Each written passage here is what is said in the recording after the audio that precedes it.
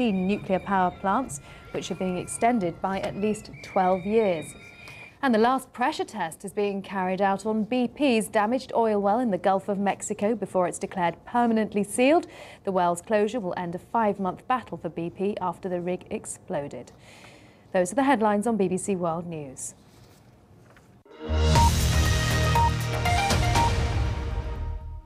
Now on BBC World News, a monthly look at business across the African continent, with reports on trends and latest developments from BBC correspondents on the ground and interviews with people who are changing the economic face of the continent. Africa Business Report.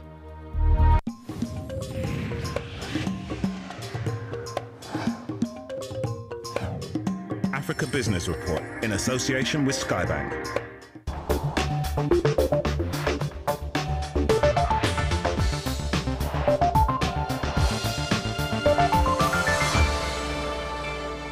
Welcome to Africa Business Report with me, Egon Kosu.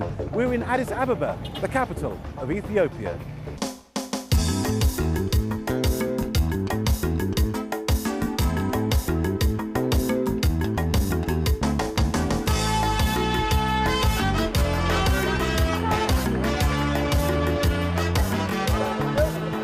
Ethiopia has one of the fastest growing economies in the whole of Africa. But how do you translate that into real gains for ordinary people?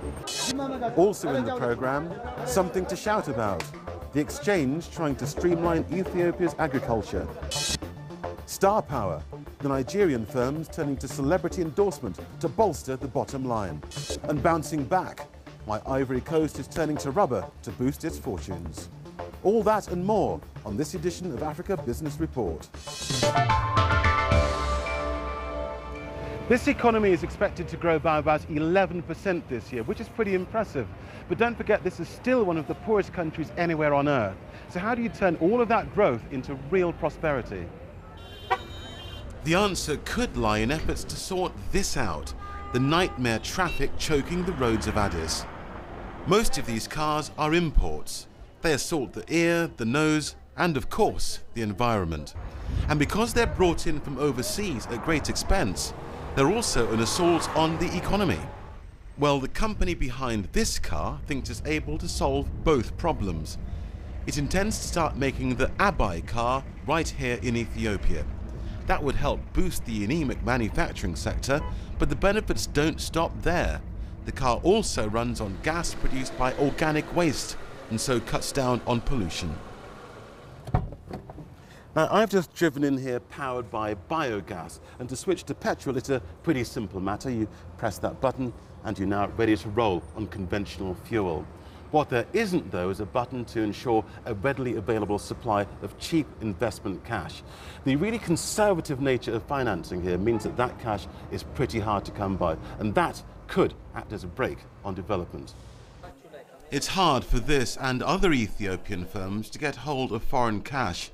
Overseas banks aren't allowed to operate here. Here is a tank we are using to put biogas in the system. The man behind the car is Tadesse Tessema, a recent returnee from the Netherlands. He says going to local banks isn't necessarily the answer. Most of them, local banks, are giving money for operational costs, not initial investment. And most of them are short-term loans, talking about 3-4 years. You have to pay everything back.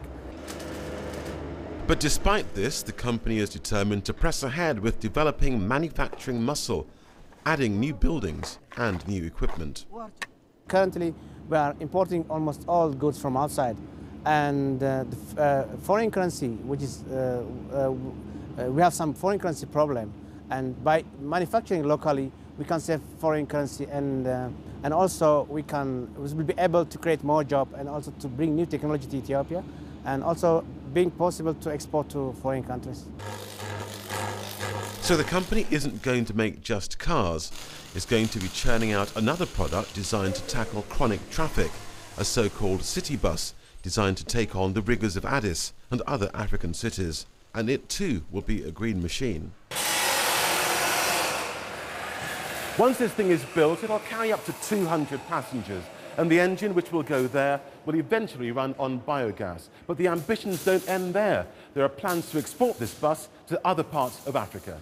what we're doing is we're constructing a The prototype. company will produce its own biogas to run both the bus and the car. Will it be able to keep up with demand, though? We need about 40,000 tons of high-quality solid waste per year.